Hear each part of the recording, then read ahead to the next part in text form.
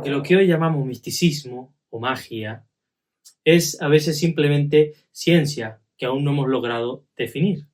Y para demostrarlo, hoy vamos a contar la historia de una gran científica, una mujer maravillosa que tiene 2 premios Nobel y también un médico cirujano contemporáneo que ha llegado de alguna manera a la misma conclusión, y es que somos mucho más que solo materia.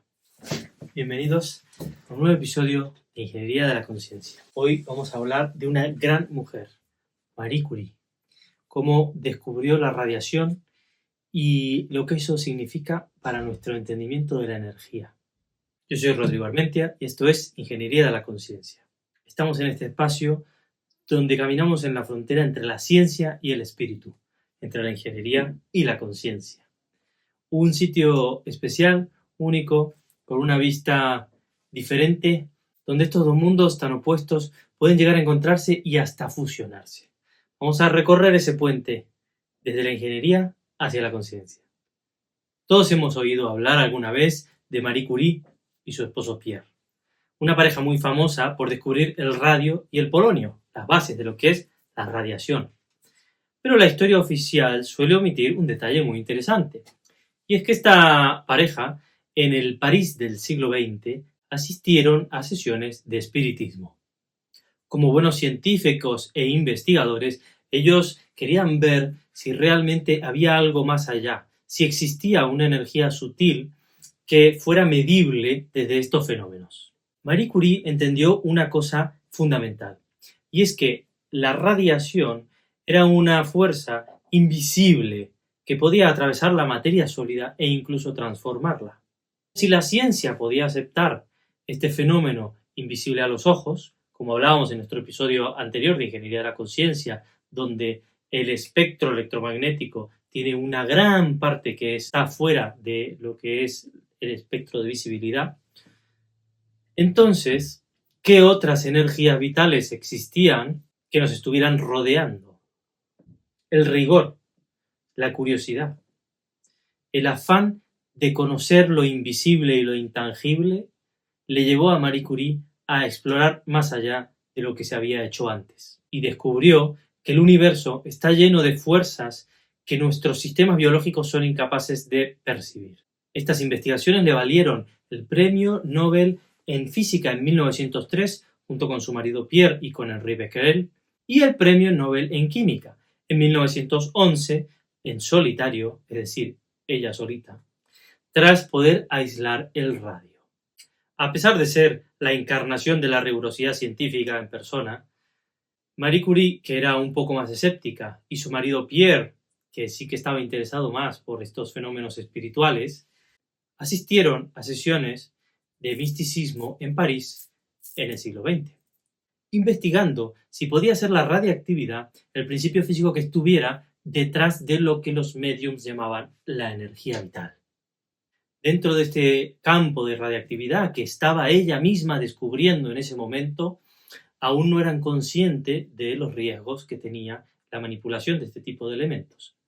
Y fue así que en 1934 falleció por anemia aplásica, básicamente un resultado de la intoxicación de la radiación de estos elementos, dejando literalmente su vida por la ciencia. Como decíamos en nuestro primer episodio, que hablábamos de los conceptos de la física cuántica, la radiación es una energía que viaja a través del espacio en forma de ondas o de partículas, ¿recuerdan? Los cuantos, a alta velocidad. Puede provenir de fuentes naturales, como el sol y como las rocas, como de fuentes artificiales, es decir, los rayos X y los microondas que generamos nosotros. Esta energía, a su vez, se clasifica en 2 tipologías, que es la radiación ionizante y la radiación no ionizante. La radiación ionizante tiene una energía suficiente tal que puede arrancar electrones de los átomos, por eso se llama ionizante, porque el átomo al perder un electrón queda con una carga diferencial positiva o negativa y se convierte en un ion. Esto, por supuesto, puede generar un daño en los tejidos vivos y en el ADN. La radiación no ionizante tiene menor energía, por lo tanto, no puede generar cambios moleculares ni arrancar electrones a nivel atómico, aunque sí puede generar calor, es decir, agitación del aumento de la energía cinética interna de los cuerpos, tales como recordarán de nuestro segundo episodio, y puede hacerlos vibrar. Los elementos radiactivos son aquellos elementos cuyo núcleo atómico es inestable.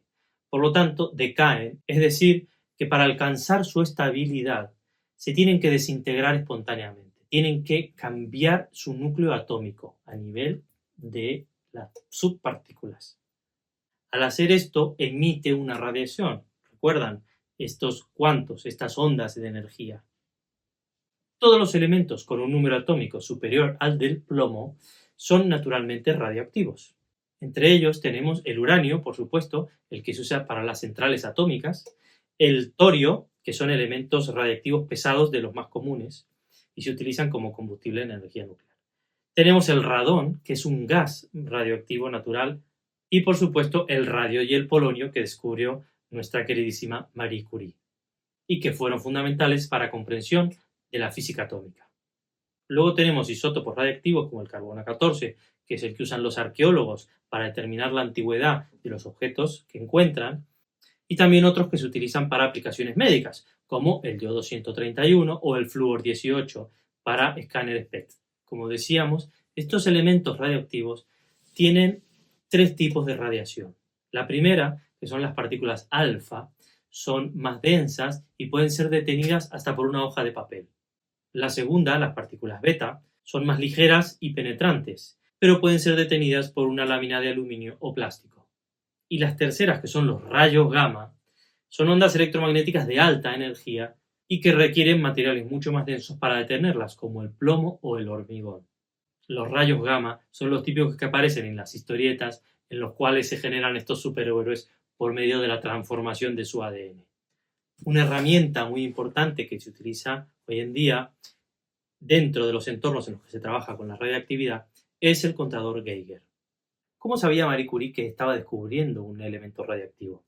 Pues porque este elemento lo que hacía, como hemos dicho, tiene radiación ionizante, es decir, cargaba eléctricamente el espacio a su alrededor, arrancando electrones y generando que el aire se convirtiera en un conductor de electricidad. Años más tarde, Hans Geiger inventó su famoso detector. El contador Geiger lo que hace es traducir la radiación ionizante, gracias a un tubo de gas que lleva dentro, en un pulso eléctrico. Y este pulso eléctrico luego lo traduce en un sonido característico, que todos hemos visto en las películas, ¿no? Y fue de alguna manera el que le otorgó una voz a la radioactividad. Pero si podíamos escuchar la ionización, ¿podíamos también verla? La respuesta llegó en 1939 con Semyon Kirlian, el inventor de la famosa cámara Kirlian.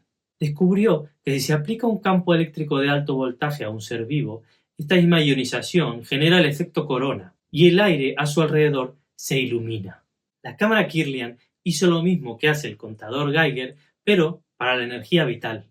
La cámara Kirlian hizo lo mismo que el contador Geiger, pero para la energía vital. Aquello que Pierre Curie estaba intentando descubrir con su esposa Marie, yendo a los mediums de París, ahora lo podíamos ver. Tomó la electricidad sutil de nuestro cuerpo y, haciendo uso del efecto corona, la pudo plasmar en una fotografía. El aura pasó de ser un fenómeno místico a una cosa muy tangible. La cámara Kirlian entonces ayuda a demostrar que los seres vivos tenemos un campo electromagnético que nos rodea y que cambia en función de nuestra vitalidad y de nuestras emociones. Un concepto que ya llevaba rondando en la humanidad muchísimos años, en la forma del halo luminoso de la Virgen de Guadalupe, en la forma del carro del profeta Elías o de Ezequiel, o del dios Helios. Y para qué mencionar el concepto de Merkaba, este vehículo de luz hecho con geometría sagrada.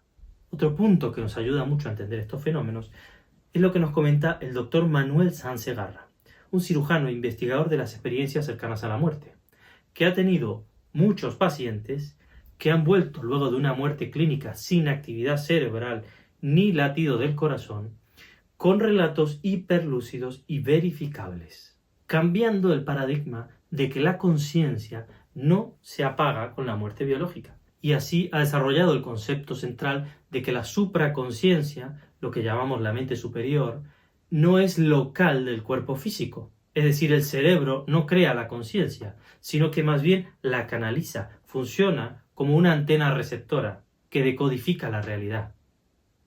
¿Qué pasa cuando de repente tenemos un escalofríos o estas experiencias orgásmicas en las que sentimos como si hubiera algo en nuestra piel que estuviera más allá de nuestro cuerpo? Puede ser un primer acercamiento a estos conceptos. Ni hablar cuando nos ponemos en meditación, cuando tenemos incluso visiones internas de lo que son estas experiencias, o cuando presentimos la presencia de alguien antes incluso de que la hayamos visto. San Segarra nos dice que hay una supraconsciencia y un ego, que la supraconsciencia sería la parte natural del ser humano y el ego es esta parte aprendida o modificada, lo que yo personalmente llamo que está limitado por las creencias que tenemos o este software que nos hemos precargado, que hemos aprendido y aceptado del entorno. Entonces él dice que el ser humano es bondadoso por naturaleza, es amoroso, es empático y es altruista, porque somos supraconsciencia. Sin embargo, el entorno es el que nos ha condicionado para desarrollar el ego. Es decir, que no es el cerebro el que crea la mente, sino que el cerebro lo que hace es canalizar la supraconsciencia como una antena sintonizadora. Y por eso, cuando el corazón se detiene y el cerebro se apaga, la conciencia sigue existiendo, porque no se muere, sino que se expande de vuelta a lo que él llama la supraconsciencia. Nosotros llamamos mente superior. Estamos diciendo prácticamente lo mismo en distintos idiomas. Entonces vamos a trenzar un poco estos conceptos para llegar a una comprensión más profunda y unificada de las cosas. Marie Curie demostró que la materia emite una energía invisible que llamó radioactividad.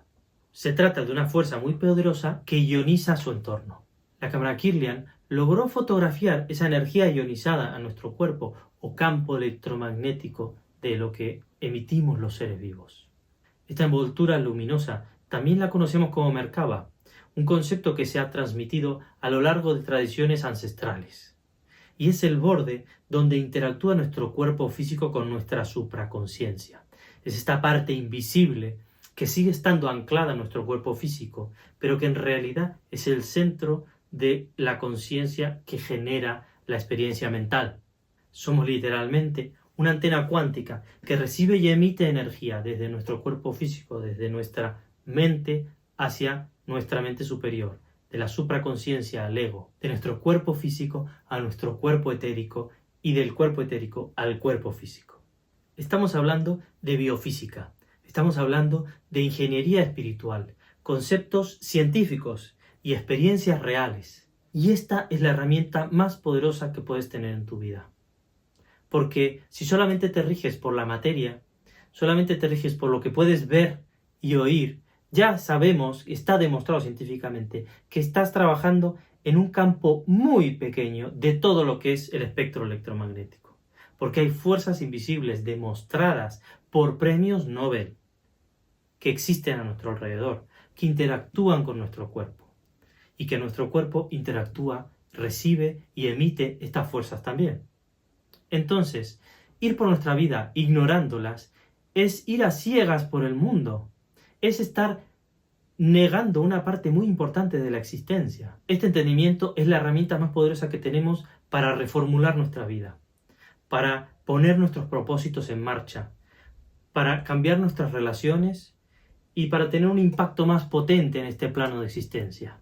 Si lo que hemos hablado en este episodio te ha gustado, puedes encontrar mucho más en mi página web rodrigoarmentia.com para que dejemos la teoría y pasemos a la acción. Porque el primer paso para cambiar tu universo es animarte a mirar lo invisible. Esto ha sido Ingeniería de la Conciencia.